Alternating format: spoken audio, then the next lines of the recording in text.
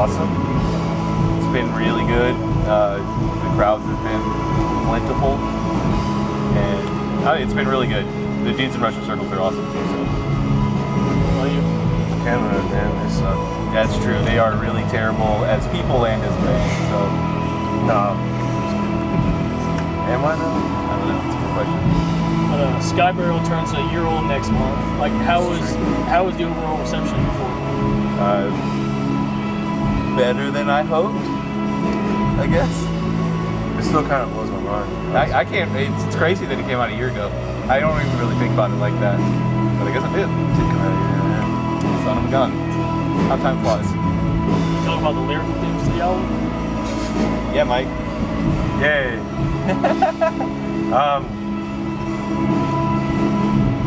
I don't know. Death. That's a big one. Death seems to be over. Man, I'm really great with words. No, Death is one. There's all kinds of stuff on there. One of the songs is about Robert Oppenheimer. Destroyer is about Robert Oppenheimer. He's like, he always was kind of conflicted about the fact that the atom bomb was a lot having to do with him. He wasn't exactly thrilled with that. Yeah, there's all kinds of stuff on there. Yeah. Oh, I hear that TJ turned 49 yesterday. He did. He actually turned 53. Both. He turned both. Lie about his numbers. age. Did you guys do anything to commemorate, like pull some kind of prank on him or bring him a cake like in the middle of the set or anything? I feel like he pranks himself enough to where we don't have to do those kinds of things. So no, we didn't do anything particularly memorable as far as the commemoration is concerned. But he did light a lot more incense than he normally does. Maybe that's about it. He got some extra drink tickets. Yeah, that's true. Yeah. Was it a good show? Or? Yeah, no, great, it was yeah. awesome. Yeah, real Great. You guys played Will's Pub, didn't you? Yep, That place Orlando. is a lot smaller than the Orpheum. It is a lot smaller, and it was Orlando's packed. always been pretty awesome to us. I think it's like the third time we played there in less than a year. Something like that, yeah. That's about it. All right, one thing I particularly liked about Skyburial was the artwork, the visual to it. Like first of all, who drew the artwork? It was Ori and Landau, and he's basically the house artist for Relapse. And it was actually a photo that he basically, him and a buddy constructed this pyre in his buddy's backyard, more or less, and then took a bunch of photos and did some weird treatments to it. Yeah, I think if you look on like Cult Nation or something like that, I think Cult Nation did it. You can see like what it looks like just regular pictures. Yeah. But he built it all. It's like salvage wood. One of his buddies is into like special effects for TV shows and stuff like that. So they had skeletons and things like that. They have cool things to work with. It looks good though. It would interest me first of all before I even heard the album. But That's the hope. Yeah, that's what you want. You want it to pop at you. And no, he knocked it out of the park. For each of you, what's the best concert you've ever attended that you didn't play? 1993, Boys to Men, Mary J. Blige, and Montel Jordan at the Roanoke Civic Center in Roanoke, Virginia. It was incredible, just mind-blowing. Mary J. blew it off. It was awesome. How about you, Mike? I don't know. I mean, that's a hard one to top. Yeah, I can't top that. What's the best concert you've ever attended? I mean, Neurosis in New York was really good. Yeah. Anytime I see Neurosis, it's pretty awesome. Wish they come out here. Saw that Melvin's Tomahawk Dialect tour, and I've been I'm a huge fan of Dialect. And the last Dialect song, Dale Crover came out and played drums with Dialect, but it wasn't even drums. It was just kind of like noise build-ups and going crazy. That was one of the heaviest things I've ever seen. Let's sing Mike Patton live. Let's sing It was. They were really. They weren't on their A game that night. That's for damn sure. I think guitar player was really drunk or something. They definitely weren't like. It was cool, but I was kind of underwhelmed by it at that point because they were. I think the Melvins were opening for Tomahawk. So the Melvins Melvins, like top the Melvins. Yeah, you're not going to. Yeah, Really. that's a rough spot. That's almost never gonna happen. Yeah, that's a rough spot. But all right, what are some of your favorite music releases from the past year? Gorguts.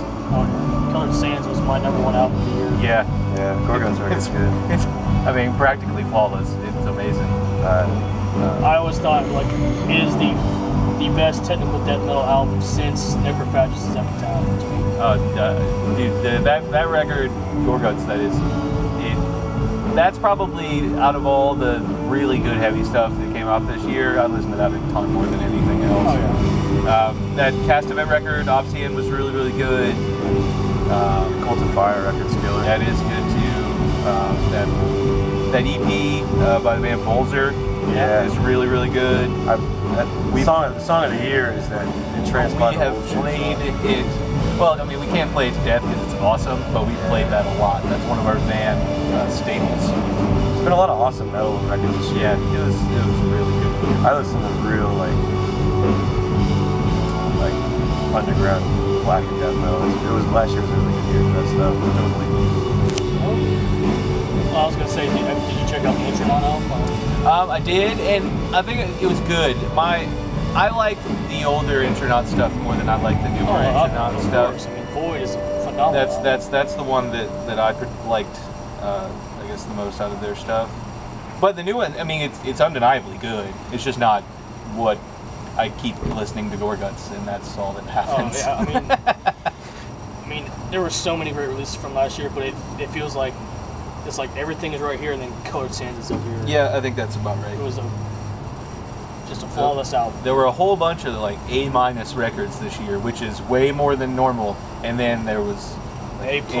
Yeah, I don't care what anyone says. I think underground metal had a really good year last year. It really did. You're gonna have the purists that are like, oh well, all this hipster shit came out, or then all the more mainstream people that don't like anything, or don't go into the underground really. Yeah. The Ranzi Pazuzu record was killer. Oh, it's so good. Yeah. Just all kinds of records, man. I don't know why I'm spacing so hard now. It's all right. It's all good. All right. After this tour is finished, what's next for Inter Arma? We go to Europe with Indian, Windhand. Oh, Indian, nice. Yeah. And then we come home for A couple days. a couple days. And then we go out with Ulcerate for a few weeks. So that, I mean, we're gonna try and keep like writing for a new record. We got an EP that's supposed to come out at some point. We're still sort of finishing up stuff for it. But How close in production was you to finish? I mean, it's basically mixed and finished for all intents and purposes. There's one little thing that needs to get added in that shouldn't take too long, and then it'll be off to be sort of finished up. I don't know tentatively when it's supposed to come out or anything though. What one. can people expect from it? It's a song. Long song. It's a song that we wrote. One song? Yeah, we wrote it a long time ago. We wrote it in 2009, and we only played it out a handful of times, and I'm not even sure how long it is. It's somewhere between 45 and 50 minutes. But the Drew at Relapse found out that we had it, offered to like put it out because no one had ever heard it. And we got to go into a studio and do it, kind of do it the way we wanted to do it, but Yeah, we didn't have. No, it's nothing like Slick. Yeah, That's for sure. It's not quite that long. It's good. I'm sure people will throw that out just because it's a super long song, but it's not. It's an interesting document from a point of time, like a time capsule. Yeah, it's like 2009. He wrote it like the spring or summer of 2009. That's all right. All right. Well, thanks for taking the time to talk to us. Absolutely, Max, man. Is there anything you'd like to say to your friends? No, not at all. Listen to Bolzer. Yeah, there you go. So take that back, Bolzer. All right. This is Brandon from Rise Above the Anger here with Inter Arma. We'll talk to you next time.